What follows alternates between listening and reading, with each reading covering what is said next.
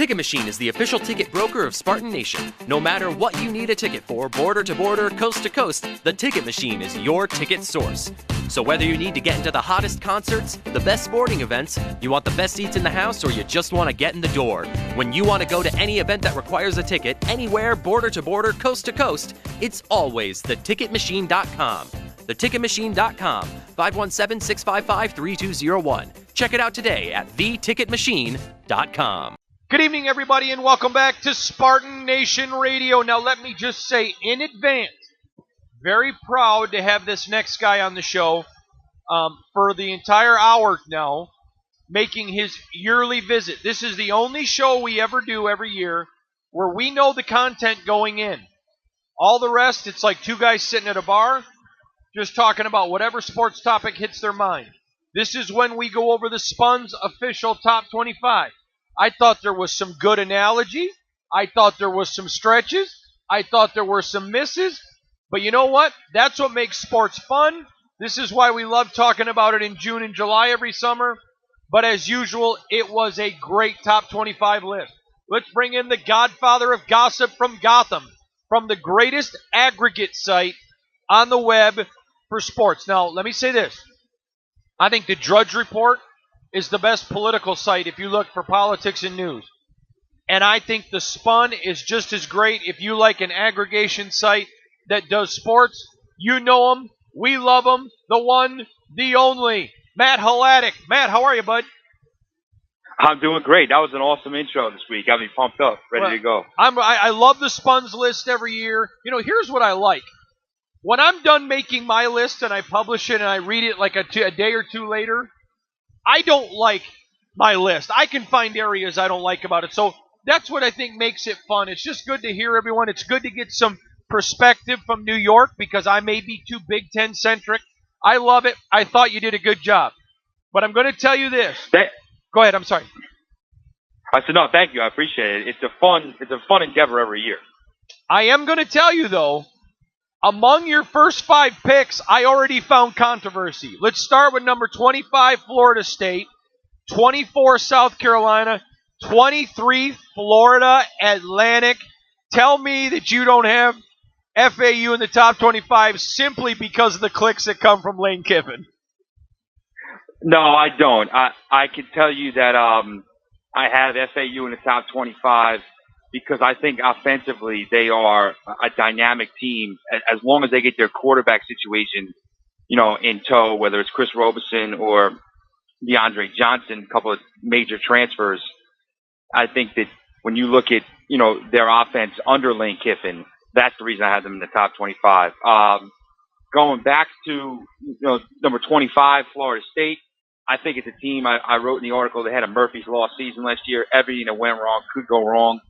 And I think that there's a lot of talent still there. I think if Willie Taggart gets off to a good start and the quarterback play, when the Blackman or Francois is good, I think they're a top 25 team.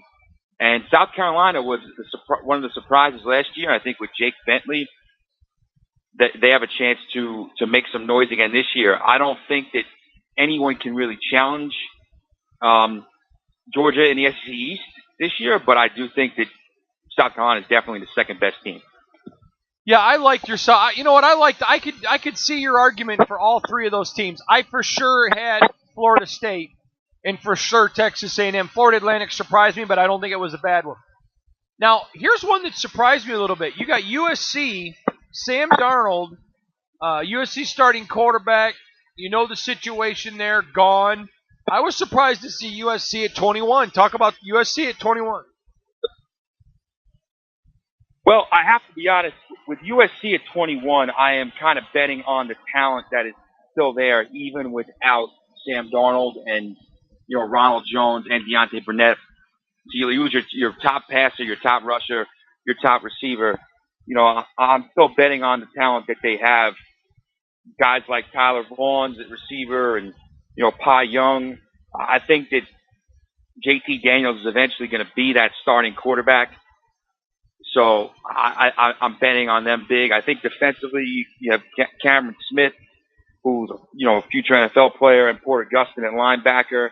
They always have a solid defensive line rotation going. I think that this is a pick that, maybe I admit if you look at their early stretch, they got to go to Stanford, to Texas, and play Washington State. That's a pick that maybe if things don't go well in the first month of the season, maybe I'm scratching my head saying, what did I miss? But I'm betting on them and the talent on the roster. Okay, I want to ask you, excuse me, so that was the first one that you had that I shook my head at a little bit. I mean, a Florida Atlantic one, I was like, all right, I don't agree, but I can see it. I didn't see it with USC. I thought that was fascinating. We're talking to Matt Hladek from the Spun, the godfather of gossip in Gotham. We're going over his entire top 25, and he's with us for the whole hour. I want to go back to 22, a team that intrigues me more than anyone else. Sorry, as you could tell, I'm losing my voice, man. Texas A&M, Jimbo Fisher. I asked you recently how big of an impact he can have. Talk to us. Well, I think you've seen Jimbo Fisher's impact from a recruiting standpoint already. And I think that, he has the potential to have a really nice first season in College Station. Again, this is a team that has a really rough first month. They got to play Clemson. Even though they do get him at home, it's still Clemson, one of the top teams in the country. They got to go to Alabama, and then they play Arkansas in Arlington, Texas, neutral site game. Arkansas is a little bit down this year, but that's always a tough one, for Texas A&M. I think that as long as they get their quarterback situation, settled, whether it's Nick Starkel or Kellen Mond, I think there's weapons there. Travion Williams, somebody I mentioned, as a running back. Jamon Osborne as receiver was outstanding as a freshman. Mike Elko, I'm betting on him having a defensive turnaround there, similar to what he did at Notre Dame in his 1 year there. I think Texas A&M is a team. I think Jimbo Fisher is going to compete in the SEC West sooner than later. Might not be this year just yet, but I think that this is a team that's top 25 worthy and is going to be bowling again. Now, I liked your pick at 20. I thought it was a good pick. I would have them there, maybe even a little higher, but I love the pick, Boise State. Boise State, I think I wrote this. They have been the most consistent non-Power 5 team for this entire century so far, pretty much. I mean, I think if they win 10 games again this year, it'll be their 17th 10-win season in the last 20. They just are a machine out there. Brett Rippon, he's a senior, nephew of former Redskins Super Bowl winning quarterback Mark Rippon. He runs the show as a quarterback. He's got a 1,000-yard receiver there in Alexander Madison. They lose, 1,000-yard rusher, They lose their top receiver in Cedric Wilson, who graduated. But there are a few guys behind him that could make an impact. Kekoa Nuahan, the strong safety, 108 tackles last year. And the guy that I'm looking at is Curtis Weaver along the D-line, who had, 11 sacks. He can replace the impact that Leighton Vander Esch had, who's now with the Dallas Cowboys. I think Boise State's a definite top 25 team. Yeah, I agree with you. In fact, I'm not sure yet. I'm still working on my top 25, but you know what? You may even have them a little low, in my opinion. I thought that was a great pick on your part. 21, I like this program. I like the direction they're going. Talk about the Hokies of Virginia Tech. Yeah, Justin Fuente has been, excellent there. He's been everything they hoped they could get when they hired him away a couple of years ago. I think that Virginia Tech, I would not be surprised. I have, not want to give away too much, but I do have Miami ahead of them. But I said in the write-up, I would not be surprised if they won the Coastal and not Miami. They have to replace some talent on defense. There's no doubt about it. They lost the Edmonds brothers to the NFL. They lost Tim Settle.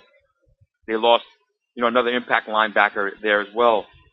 But they got Josh Jackson back. There was some, it was up for debate if he was going to be eligible or not. This week they found out he will be back. That's their star quarterback. They have some solid rushing talent there with Deshaun McClease. And I think that it's a tough place to play always. They got to go to Florida State to open the season. And then their tougher games, for the most part, are all home. They play Notre Dame at home. They play Miami at home. They play Boston College at home, Georgia Tech at home. So all those games are at home. And we all know that's not a place you want to go play, Lane Stadium. I want to talk about number 18, then we're going to cut to commercial. But how about how about the West Virginia Mountaineers? Dana Holgerson, if he could ever find a defense, he'd be great like Mike Gundy. West Virginia, your thoughts? Well, West Virginia is one of the more fun teams in my top 25. We know they like to sling it around. The Big 12 is a run and gun conference, but they're really one of the teams that makes it go in terms of putting up offensive numbers. Will Greer is a Heisman candidate, NFL candidate, a quarterback. We all know about him, and there's no shortage of guys he can throw to. He's got Gary Jennings Jr., who was actually a leading receiver last year in terms of yardage. He's back. He had over 1,000 yards receiving last year, 97 catches. And then they have David Sills, the fifth, which might be one of the best names in college football because he actually uses the abbreviation for the fifth in his name. He had 18 touchdowns last year, converted quarterback, and he's a stud at receiver. The million-dollar question, defense. And we know the Big 12 defenses are sometimes lacking in general, but if they can find a defense, they have a chance to win that league, and they could really, throw some surprises in on the national level. He is the accent, Matt Haletic from the Spun. More when we come back. Spun, more when we come back. Welcome back, Spartan Nation Radio. As always, it's great to have the Godfather of Gotham from the Spun.com, the greatest sports aggregate site on the World Wide Web. If you love sports in general, I mean all sports, you just go to the Spun.com. It's a great website. It's in my favorites. It should be in yours. Now, I know you're used to each and every week Matt Haletic joining us, and it's like two guys sitting at a sports bar talking about every different topic. But once a year, we do a show where we go over just the Spun's top 25 in college football. This is that show. We're now up to number 17. I really like this pick. This is a team that I think he's got right in that right sweet spot where they should be. I think they could take a step forward, but I think they're still a year away from getting into that top 10. But I love this pick, the Texas Longhorns. Matt.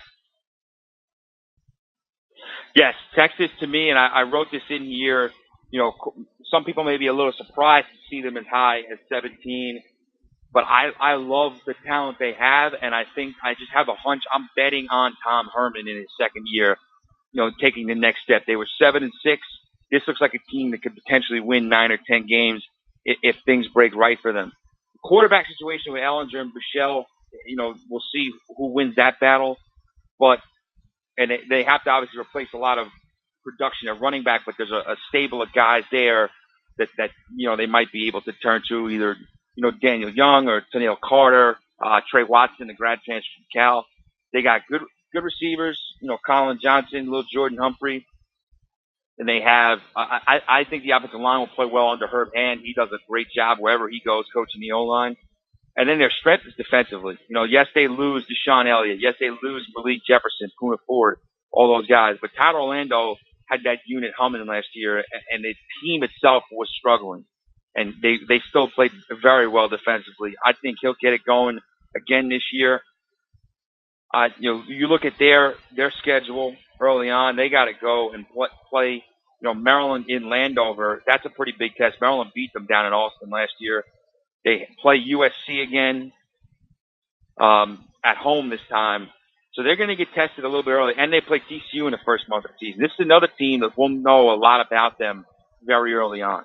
Okay, I'm going to be honest. Number 16 surprised me, not because that they're in the top 25. I thought you had them a little high with a first-year coach, but I like the pick. I love what you said about them. I thought it was aggressive. It's why we love your accent. The Mississippi State. Talk about the dogs of Mississippi State. This is a team that, won 9 games last year, and you take a look at, they have their quarterback back. Nick Fitzgerald suffered a really brutal injury in that Egg Bowl game at the end of the year, but this is one of the better quarterbacks in the SEC, a dynamic dual threat, one of the best you'll see in college football. Joe Morehead has done an excellent job no matter where he's been at. He won his term as a head coach. He helped that Penn State offense become dynamic, as the coordinator. I'm buying into what he can do with this team, with the talent around it. Harris Williams, 1,000-yard rusher at running back. They got a whole stable of receivers. And, I think that defensively led by Montez Sweat and, some Mark McLaurin, 6 interceptions last year as a safety. Bob Shoop, I think it's his first year there. They also have first-year offensive coordinator, the whole new staff. But I think this is a team that in its first year, to get with this group together can make some noise. You mentioned Montez Sweat. They're very good defensive player. You like him, don't you? I do. Do you know he was a Spartan? I actually did not know that he was a Spartan. Yep, he was a Spartan. He transferred from here. Great kid. Number 15, the Michigan Wolverines. I think they're right probably where they should be. I thought this was a very good place in my opinion, for what you did. And I thought you just told the truth. Go at it, Michigan Wolverines.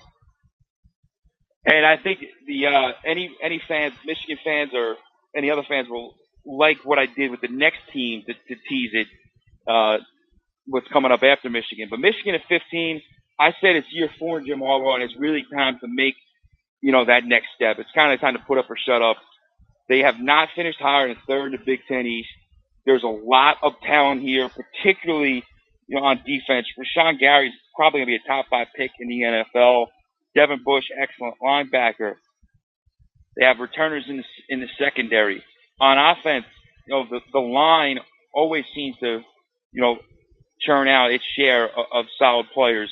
They have running backs. Karan Higdon and Chris Evans are going to carry the load on offense from a running back perspective. Then they have some weapons in the passing game. A lot of it comes down to Shea Patterson. What do you get from him in his first year since transferring over? This is the quarterback Michigan fans have been waiting for, and now you got to see what you do with them. And that schedule is a beast. You go to Notre Dame to open the season. You go to Michigan State later in the season. You go to Ohio State to end the season. And then you also have home games with Penn State and Wisconsin in a crossover. So Michigan could go 10-2 and have a really good season. Pretty amazing stuff there from Matt Hladek of the Spun, because Matt makes a very bold statement. He says it's time for Harbaugh to put up or shut up, and I agree. Number 14, the Irish of Notre Dame. Yeah, I put them right in front of Michigan because I think these teams are pretty similar, and I think that they have a lot in common, and that opening game is going to determine a lot with how the seasons go, depending on who wins or loses it. Notre Dame's strength is its defense. They have Jerry Tillery, one of the best defensive tackles in the country. They got linebackers that are experienced, Tavon Coney, Asmar Bilal, Drew Tranquil. Secondary has been a weakness for them in the past, but it should be a strength this year. You look at their secondary, it's all guys that have played big roles for them in the past, whether it's a cornerback or safety. Yes, on offense, they lose Quentin Nelson and Mike McGlinchey, 2 top 10 NFL picks as offensive linemen, but they have 3 returning starters on the offensive line and some guys that are ready to step up. Receiver, same thing. They lose Equanimous St. Brown, but there's a whole stable of guys there that can, step in and catch passes, and they always have a solid tight end crew. Running back, they're depth a little weak, but Dexter Williams and Tony Jones are pretty dynamic in different ways. The question mark is quarterback. Can Brandon Wimbush take the next step up? He completed 49% of his passes last year. Can't have that. Unacceptable as a Division I quarterback playing at that high of a level. I still think the best chance for Notre Dame is with him as a quarterback and his talent. But if he can't get things done and make the necessary improvements, I think you'll see them turn to Ian Book because this season, means too much. All right, I'm going to quickly ask you this question. I am calling the Michigan-Notre Dame game the Meltdown Bowl because whatever team loses it, their fans are going to melt down. True or false? 100%. The seat on either Jim Harbaugh or Brian Kelly will be turned up a few notches depending on who loses that game on September 1st. Now, I'm going to tell you this. I disagree with one thing. I don't think there's any heat on Harbaugh because they absolutely worship him. I mean, it's idol worship. I really sincerely don't think there's any heat on him, but I think nationally people will start melting on Harbaugh. That's what I find fascinating. Number 13, and maybe a little low, TCU Horned Frogs, the Horny Toads. This is a team that I underestimated last year, and I've underestimated a couple times in the past, and they just seem to keep churning out, big seasons. Gary Patterson, one of the best coaches in the country, without a doubt. What he does with that team year in and year out, it's proven. Last year they were coming off a 6-7 season. They go 11-3. I look at this team and I see a team that's capable of winning the Big 12, depending on how things break for them with Oklahoma and at Texas in the first half of the season. If they win those two games and survive, some upset threats, they can win the Big 12. You have, 4 seniors on offensive line. They lost, so their line is going to be young, but they have Sean Robinson. They have Justin Rogers, a really intriguing recruit at quarterback to play that position. And we know that Gary Patterson always gets the defense playing up to par. Ben Benogu, 8.5 sacks, 16.5 tackles for loss. He's coming back. People thought he was going to leave early. That's a huge returning piece. Ty Summers is going to anchor that defense as a linebacker. TCU is a team that I expect to make some noise. I want to go to your number 12 team. I love where you got them. I'll tell you what, let's take a commercial break. When we come back, we'll start at number 12. I'll tell you who next. This is a team I think is an outside shot at a national title. We'll be back. Welcome back, Spartan Nation Radio. Great to have you here, everybody. We're joined by the one, the only, the prolific man himself, the accent, Matt Hladek from the Spun. Now we come to number 12 on the Spun's top 25 college football, a team that I think is a dark horse national title contender. I want to make it clear. I'm not predicting they're going to be there, but it's a team that would not surprise me. If I was asked to give a couple of names of people that I think people aren't talking in the national title equation, that are just a couple things away that could be there, it's the Stanford Cardinal. Go ahead, Matt. Tell us your thoughts. Well, we talk about, consistency, and there is really, maybe no more team more consistent than Stanford. What they do every year, they have a great offensive line, a great run game, and a really solid defense, and they just take care of the basics, and they win 10 or more games pretty much every year. This year, they're going to have maybe the Heisman favorite in Bryce Love at running back. We saw what he did last year, over 2,100 yards rushing, 19 touchdowns. KJ Costello stepped in and looked really solid running the offense as a quarterback last year, so much so that Keller Chris transferred in the offseason. J.J. Arcega-Whiteside is the top receiver, 9 touchdowns last year, and they always have a quality offensive line. You can pretty much bank on that.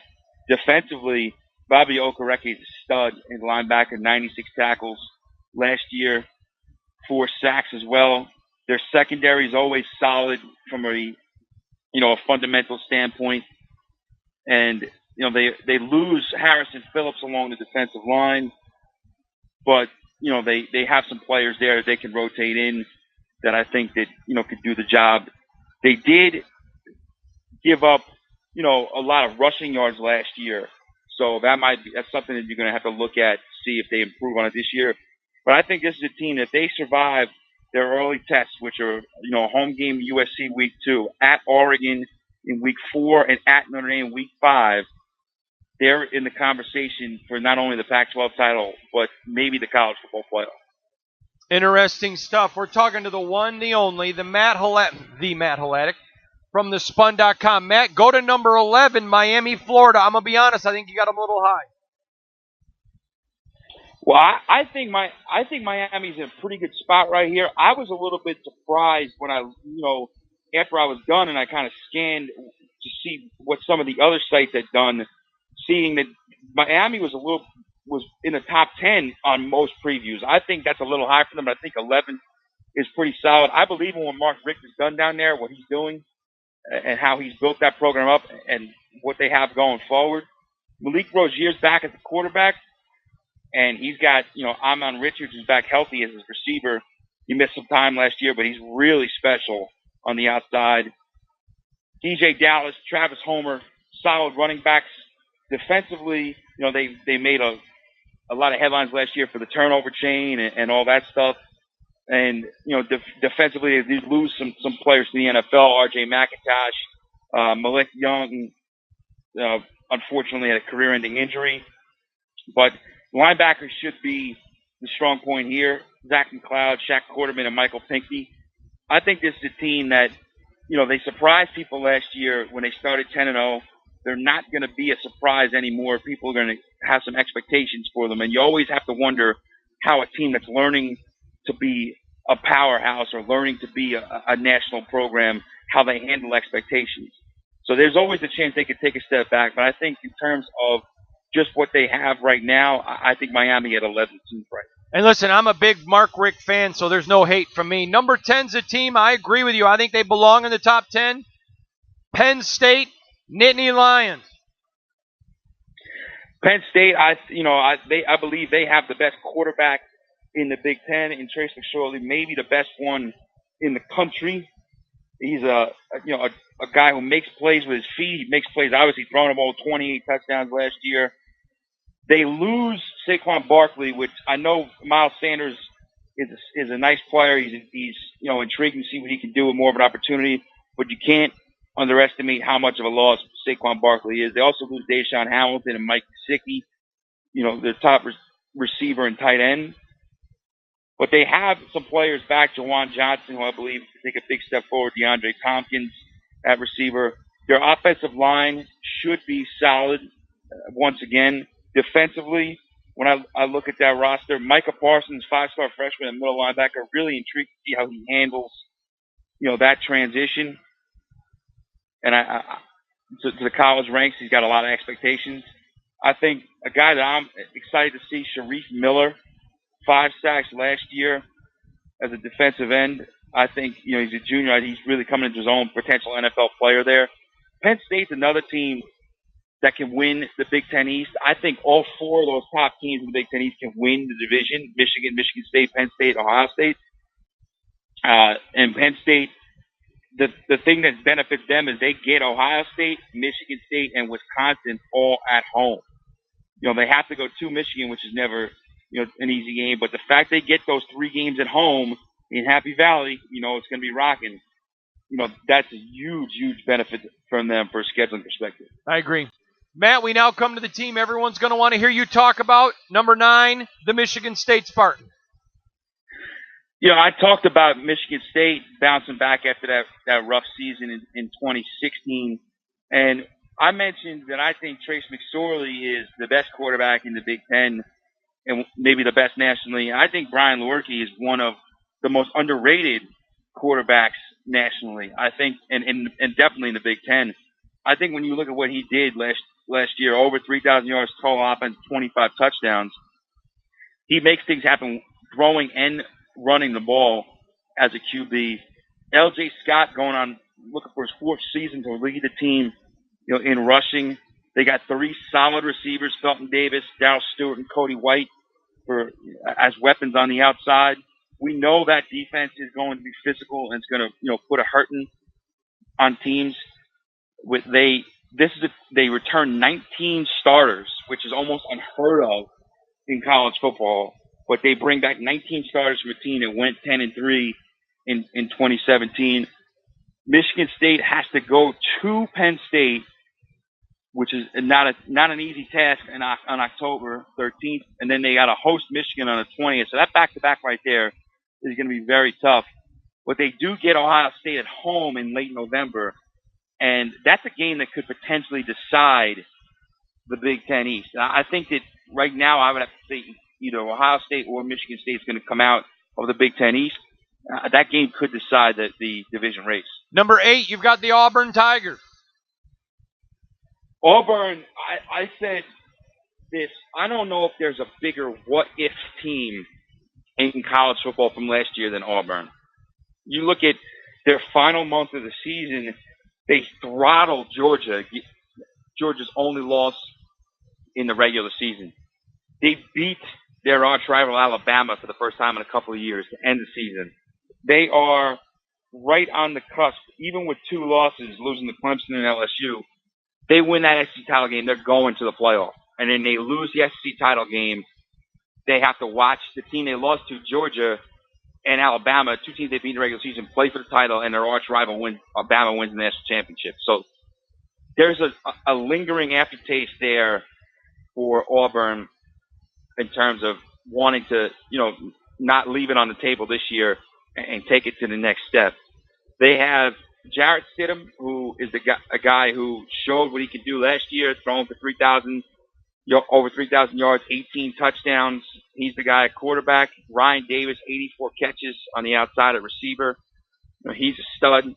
They have a few other guys to mix in there, like Nate Craig Myers and Eli Stove.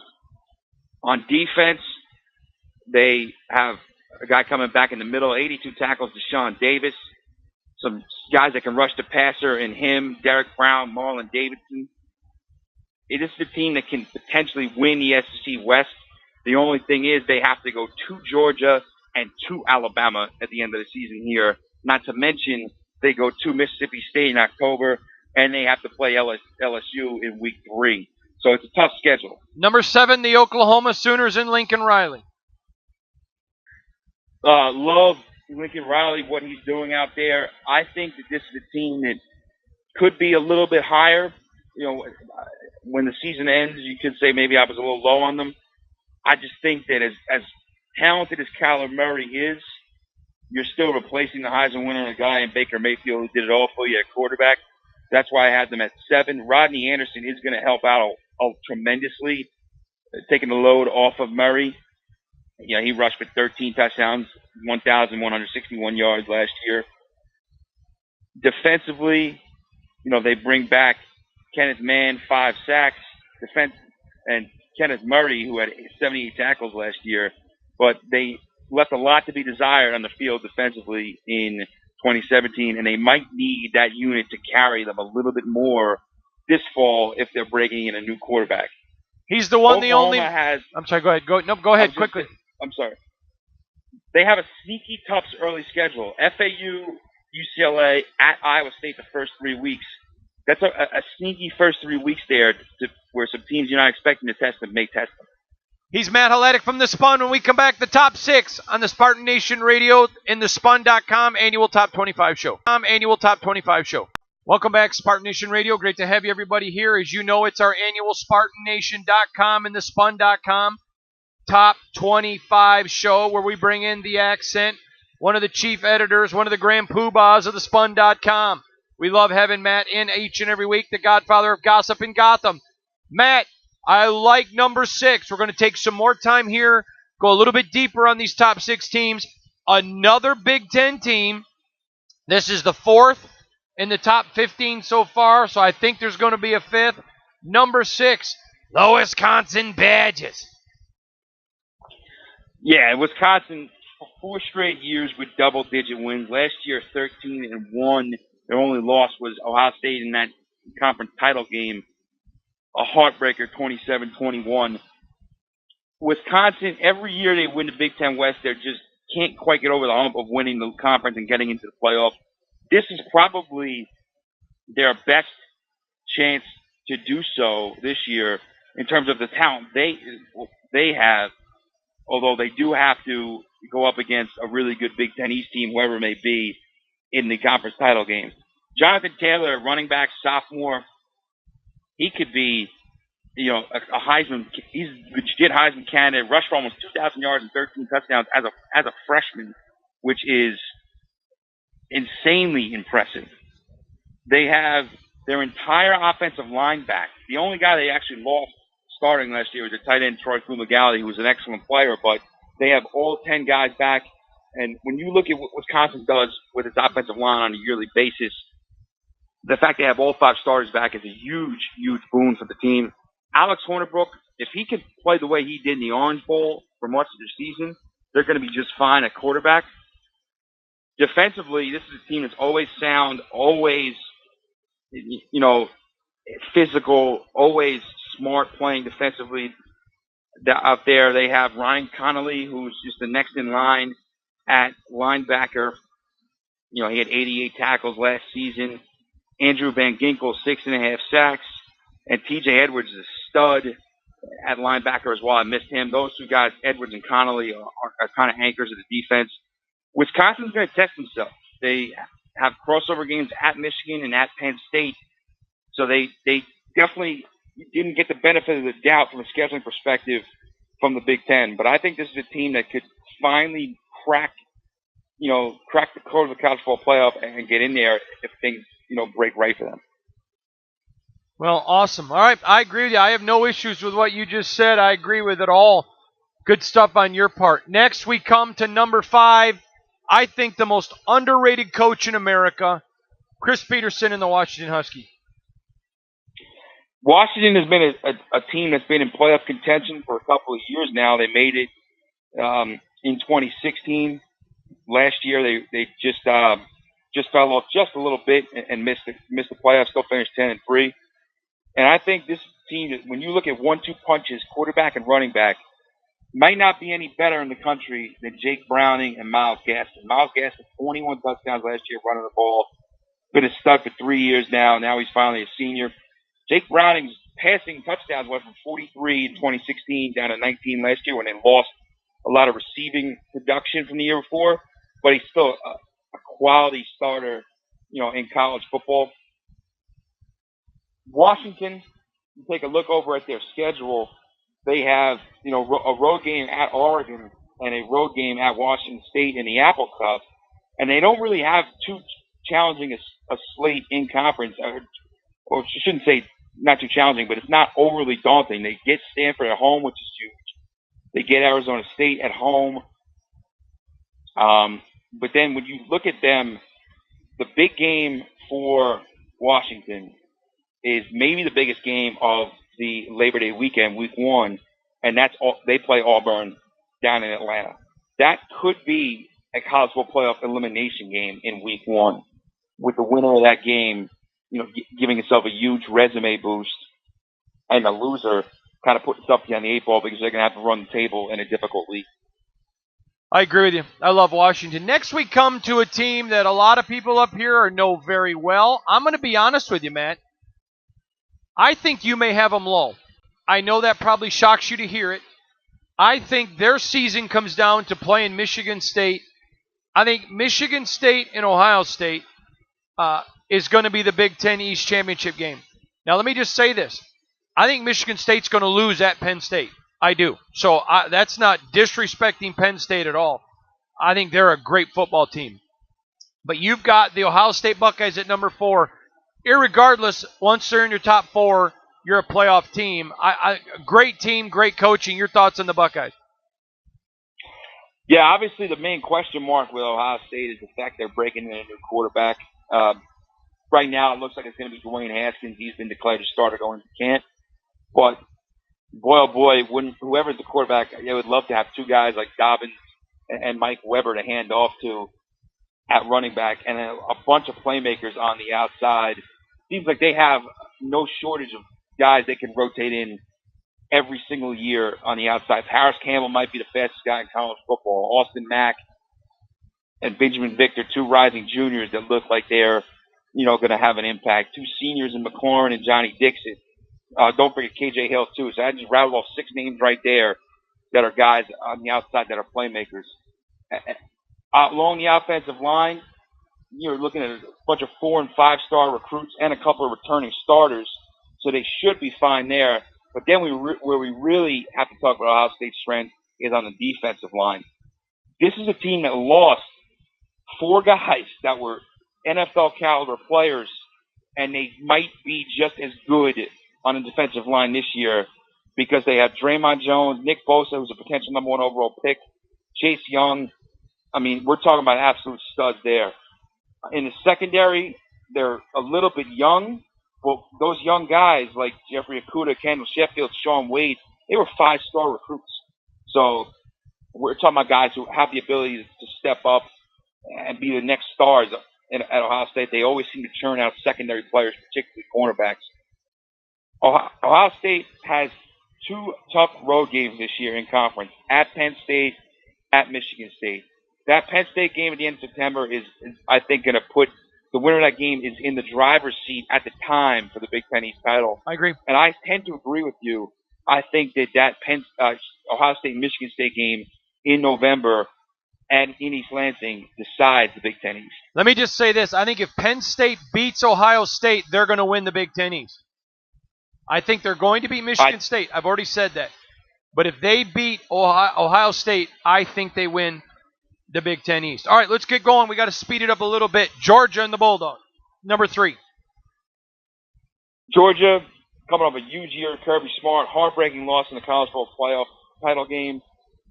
Maybe the best backfield in the country. DeAndre Swift, I'm excited to see him in a feature role. 2 stud freshmen, Zamir White, James Cook. Don't forget Elijah Holyfield, Evander Holyfield's son. And Jake Fromm is back after a really good freshman year.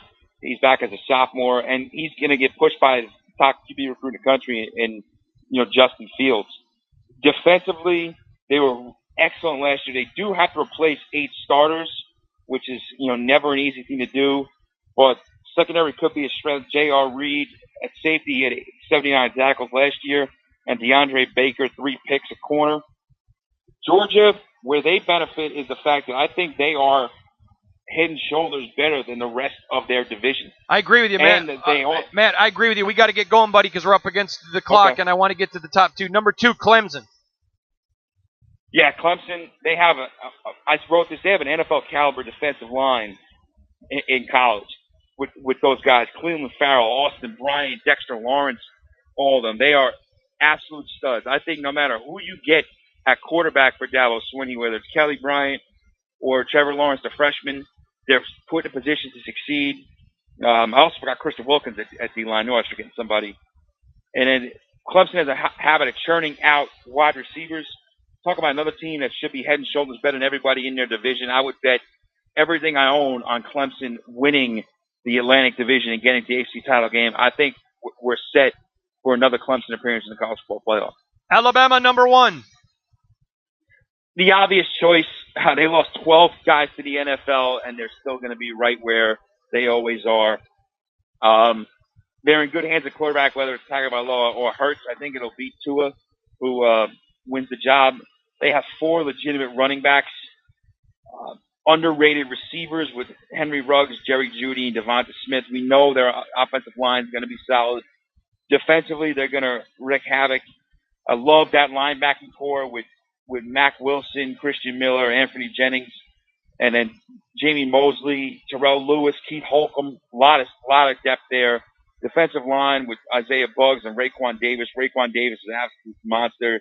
And their secondary, even though they lose Fitzpatrick and Averett and Hootie Jones and all those guys, it's Alabama. They just churn out good secondary play. So I think Alabama is your clear-cut preseason number 1. He is Matt Halatic from the Spun.com. We know him, we love him, we appreciate him. One of the best with our annual Spartan Nation Radio and the Spun.com Top 25 show. Top 25 show.